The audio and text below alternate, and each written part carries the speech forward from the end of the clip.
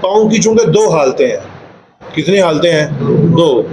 ایک تو ہے انسان جب موزہ پہنے ہوئے ہے، وہ دوسرا ہے بغیر موزے کے. سردی میں انسان موزہ پہن لیتا ہے. ایک ہے موزہ پہننے والی حالت اور ایک ہے بغیر موزہ پہننے والی حالت.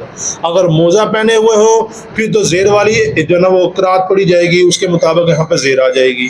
وارجلکم بھی لفظ موجود ہے. کیا ہے یہاں؟ ویسے تو یہاں پہ جو لکھا ہے وارجلکم لکھا ہوا ہے اور لام کے اوپر زبر ہے، لیکن ایک قرات میں وارجلکم بھی ہے، مطلب زیر بھی ہے. اب اگر زیر پڑے تو پھر ومسحوا برؤوسکم وارجلکم الی الکعبین، پھر مطلب کیا نکلے گا کہ سر کا مسح کرنا اور پاؤں کو بھی مسح کرنا گھٹنوں سمیت. اب یہاں سے شیعوں نے اپنا مسلک نکالے. شیعہ کہتے ہیں اس قرات کے مطابق ہمارا مسلک نکل گیا، پاؤں کا مسح ہوتا ہے، وہ دھونا ہی نہیں ہے. اب جسم کی کتنی حالتیں ہیں؟ 3. پہلی حالت یہ ہے کہ کچھ اعضاء ایسے ہیں جو انسان کے مکمل طور پہ ظاہر ہیں، نظر آتے ہیں سارے کو. ہاتھ ہو گئے، منہ ہو گیا، پاؤں ہو گئے، یعنی جسم کا ہر حصہ سامنے جو نظر آتا ہے اس کو ظاہری اعضاء کہا جاتا ہے. بالکل یہ ہر چیز ظاہر ہے. اور کچھ ہیں بالکل باطنی اعضاء جو اندر ہیں، انسان کے جسم کے اندر ہیں. دل ہو گیا، پھیپھڑے ہو گئے، یہ وہ کیا ہے، وہ اندر ہے. ان کو بالکل باطنی اعضاء کہا جاتا ہے.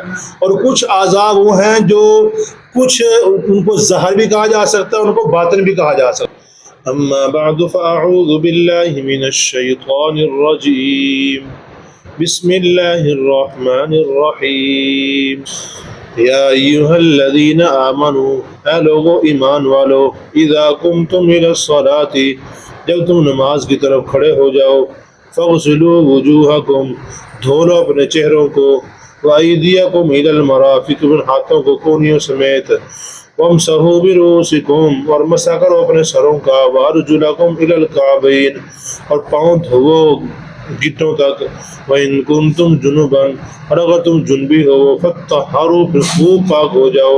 وَإِن كُنتُمْ مَرْضَىٰ، اور اگر تم مریض ہو، او عَلَىٰ سَفَرٍ، یا سفر پہ ہو، او جَاءَ أَحَدٌ مِّنكُم مِّنَ الْغَائِطِ، یا آ جائے تم میں سے کسی ایک کو پیشاب، او لامستم النساء، یا تم نے عورت کو چھوا ہوا ہو، فلم تجدوا ماءً، پس تم پانی نہ پاؤ، فتیمموا صعیدا طیبا، پس تیمم کرو پاکیزہ مٹی سے، فامسحوا بوجوہکم وایدیکم منہ، اور مسح کرو اپنے چہرے کا، اپنے ہاتھوں کا اس مٹی سے.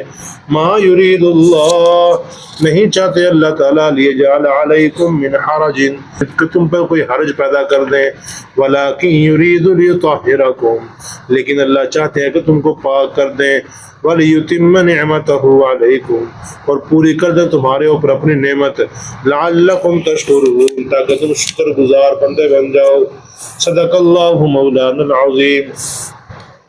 اللہم صلی علی محمد وعلی آل محمد کما صلیت علی ابراہیم وعلی آل ابراہیم انک حمید مجید. اللہم بارک علی محمد وعلی آل محمد کما بارکت علی ابراہیم وعلی آل ابراہیم انک حمید مجید. امر مسلح کا بیان ہے، یعنی اپنی اصلاح کرنے کے لیے 3 کام ہوتے ہیں، ان میں سے ایک کام نماز پڑھنا بھی ہے. یا ایھا الذین آمنوا، اے لوگو ایمان والو، اذا قمتم الی الصلاۃ، جب تم کھڑے ہو جاؤ نماز کی طرف، فاغسلوا وجوہکم وایدیکم الی المرافق، دھو لو اپنے چہروں کو، اپنے ہاتھوں کو کونیوں سمیت، وامسحوا برؤوسکم، اور مسح کرو اپنے سر کا، وارجلکم الی الکعبین، اور پاؤں بھی دھوو گھٹنوں سمیت. اب اس کی تھوڑی سی تفصیل سمجھیے گا. یعنی اگر انسان کا پہلے سے وضو ہے پھر تو وضو کرنا مستحب ہے. پہلے سے وضو ہے، اب نماز کا وقت ہو گیا، اب دوبارہ اگر وضو کرے گا تو یہ نور علی نور بن جائے گا، مطلب مستحب ہوگا، ثواب کے اوپر ثواب مزید انسان کو مل جائے گا. وضو کرنا بھی ثواب ہے، اس سے نیکیاں ملتی ہیں اور گناہ جھڑتے ہیں. لہذا جب انسان وضو کرتا ہے تو گناہ بھی جھڑ جائیں گے، نیکیاں ملیں گی، تو یہ مستحب ہوگا اگر وضو پہلے سے موجود ہے. اگر وضو نہیں ہے تو پھر وضو کرنا فرض ہے، وضو کے بغیر پھر نماز نہیں ہوگی. یعنی جب نماز کے لیے کھڑے ہو جائے تو پھر کیا کرو، وضو کر لو. یعنی فاغسلوا وجوہکم، یہ سارے وضو کی ترتیب آگے بتا دی، وضو ایسے کرو. تو یہ وضو کرنا فرض ہے، ایک حالت میں مستحب ہے۔ تو یہ وضو کرنے کا طریقہ کیا ہے کہ فغسلوا وجوہکم، یہاں پہ فرضوں کو بیان کیا گیا ہے، مستحب سنتے وغیرہ وہ کیا کہتے ہیں اس کو احادیث میں موجود ہیں، یہاں پہ صرف فرض کو بیان کیا گیا ہے۔ فغسلوا وجوہکم، اپنے چہرے کو دھو۔ چہرہ دھونا یہ پیشانی کے بالوں سے لے کے ٹھوڑی کے نیچے تک، اور ایک کان کی لو سے لے کے دوسرے کان کی یہ جو چھوٹا سا ہے اس لو تک چہرہ دھونا یہ فرض ہے۔ اور وَأَيْدِيَكُمْ إِلَى الْمَرَافِقِ، اس کے بعد کونیاں دھونا، ہاتھ دھونا کونی سمیت، یہ بھی کیا ہے فرض ہے۔ اور آگے وَامْسَحُوا بِرُؤُوسِكُمْ، اپنے سروں کا مسح کرنا، چوتھائی سر کا مسح کرنا فرض ہے۔ چوتھائی سر کہتے ہیں سر کے چوتھے حصے کو، ایک ہاتھ یہاں پہ رکھے دوسرا یہاں پہ رکھے، دو حصے بن جائیں گے 30 اور 4، یعنی گویا کہ سر کے 4 حصے بن جاتے ہیں۔ اگر انسان نے ایک ہاتھ بھی گو کہ یعنی گلا ہاتھ تھا وہ یہاں پہ اگر رکھ لیا ایسے بالوں کے اوپر، ٹوپی کے اوپر نہیں بالوں کے اوپر ایسے رکھ لیا تو پھر کیا ہو جائے گا، اس کا مسح ہو جائے گا، فرض ادا ہو جائے گا اس کا۔ لیکن پورے سر کے اوپر مسح کرنا یا یہاں سے ایسے لے کے جانا، پھر تو گدی تک وہ اس کو لے کے جانا، انتہائی گدی جو ہے وہاں تک، پھر وہاں سے پھر واپس یہاں پہ لے کے آنا، پھر کانوں کا ایسا کرنا، یہ کیا ہے، یہ مکمل سنت ہے، مستحب بھی سے کہا جاتا ہے، یعنی گویا کہ پورے سر کا مسح کرنا وہ سنت ہے، مستحب ہے، اور چوتھائی سر کا مسح کرنا فرض ہے۔ اور آگے وہ ارجلکم الی الکعبین، اپنے پاؤں دھونے ہیں گٹوں سمیت۔ اب یہاں پہ نا شیعہ لوگ پتہ کیا کہتے ہیں، یہاں پہ دیکھیے گا برؤوسکم، آگے وہ ارجلکم بھی ایک قرات موجود ہے۔ ایک قرات کیا ہے، کیونکہ 7 قراتیں ہیں نا، 7 جسے کہا جاتا ہے، 7 قراتیں ہیں، 7 قراتوں کے اندر قرآن نازل ہوا ہے۔ اب یہاں پہ نا وہ ارجلکم بھی ہے ایک قرات میں، یہاں ویسے تو یہاں پہ جو لکھا ہے وہ ارجلکم لکھا ہوا ہے اور لام کے اوپر زبر ہے، لیکن ایک قرات میں وہ ارجلکم بھی ہے، مطلب زیر بھی ہے۔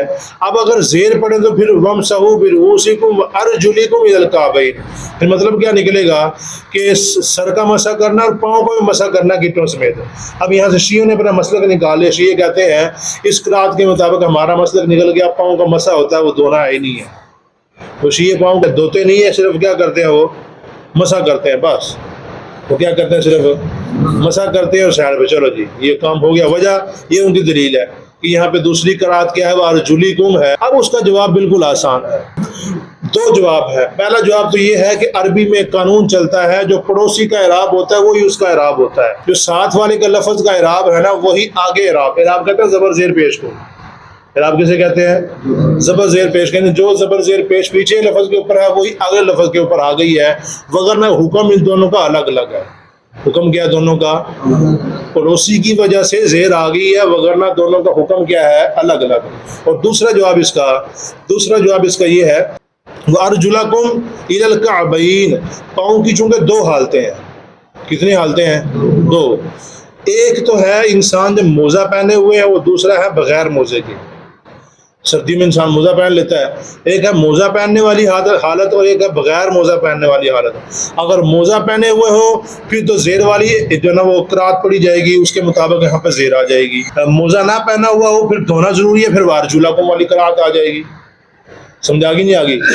ہم دونوں قراتوں کے اوپر عمل کرتے ہیں، ہم دونوں قراتوں کے اوپر کیا کرتے ہیں، عمل کرتے ہیں، یعنی موزہ پہنا ہوا ہو تو پھر مسح کی حالت ہو، یعنی ارجلکم والی قرات کے اوپر عمل ہو گیا، اور اگر موزہ نہ پہنا ہوا ہو تو ارجلکم والی قرات کے اوپر عمل ہو گیا، یعنی پاؤں کو بھی دھونا ہے۔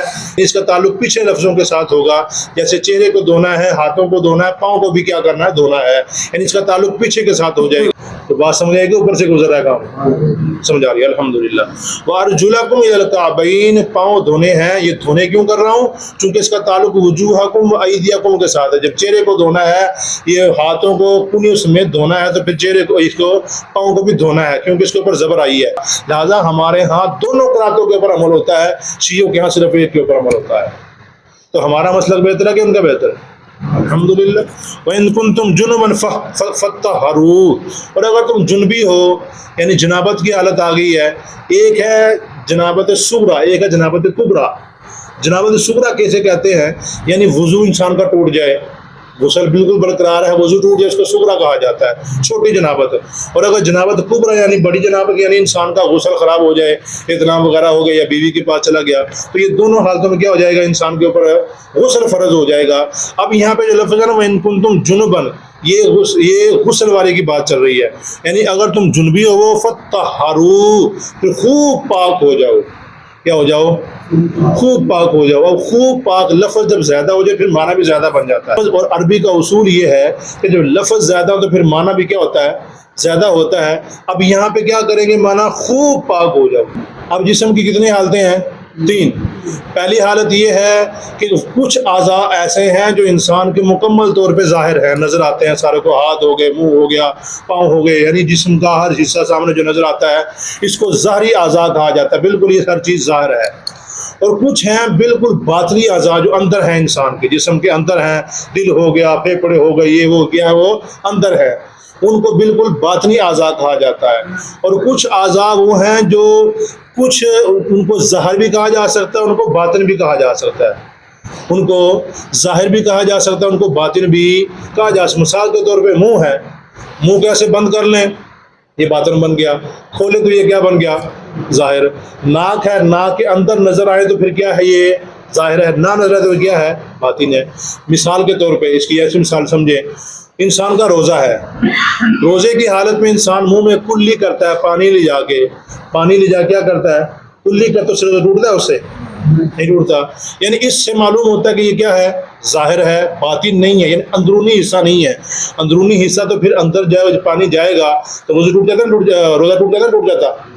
اندر پانی گیا تو روزہ ٹوٹ گیا. لیکن یہاں پہ اگر منہ کے اندر اندر رہے, آگے نہ جائے تو یہ کیا ہے, روزہ بالکل ٹھیک ہے. مطلب یہ اعضاء ظاہر والا ہے. لیکن اگر بند ہو تو یہ کیا ہے, نظر نہیں آتا, یہ کیا چھپا ہوا بھی ہے. ناک ہے, ناک کے اندر پانی لے کے جائے نرم ہڈی تک, آگے نہ جائے, یہ اس سے روزہ خراب ہوگا, نہیں ہوگا. مطلب کیا, یہ بھی ظاہری ہے, نظر نہیں آتا, باطنی ہے.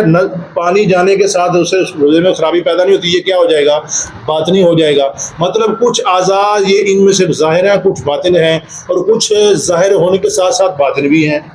سمجھا گی نہ آگی. اب تینوں کے حکم الگ الگ ہیں.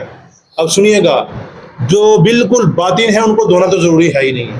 فَطَّهَّرُوا یعنی خوب پاک ہو جاؤ. اس کے باوجود خوب پاک ہونا, لیکن اندرونی اعضاء انسان دھو ہی نہیں سکتا ہے نا, تو انسان کی طاقت میں نہیں, اندر سے دل نکال کے کیسے دھوئے, پھیپھڑے نکال کے کیسے دھوئے, تو وہ اعضاء دھو ہی نہیں سکتا, اس لیے وہ دھونا ضروری بھی نہیں ہے. اور دوسرے اعضاء وہ ہے جو من کل الوجوہ ظاہر ہیں, یعنی ہاتھ پاؤں وغیرہ یہ ظاہر ہے, ان کو دھونا کیا ہو جائے گا, بالکل واجب ہے, فرض ہے, تب جا کے غسل ہوگا. اور جو بعض الوجوہ ہے, یعنی کچھ وجہ سے ظاہر ہے, کچھ وجہ سے باطن ہے, جیسے منہ کا اندر ہو گیا, ناک کا اندر ہو گیا, یہ بھی غسل میں فرض ہوگا اور وضو میں فرض نہیں ہوگا. غسل میں فرض ہوگا, وضو میں فرض. اسی لیے غسل کے فرضوں میں داخل ہے ناک میں پانی ڈالنا, کلی کرنا. کوئی سمجھ آئی کہ نہیں؟ الحمدللہ. آگے سنیے گا, فَطَّهَّرُوا خوب پاک ہو جاؤ. آگے مزید انشاءاللہ کل کریں گے, ٹائم کافی سارا ہو گیا.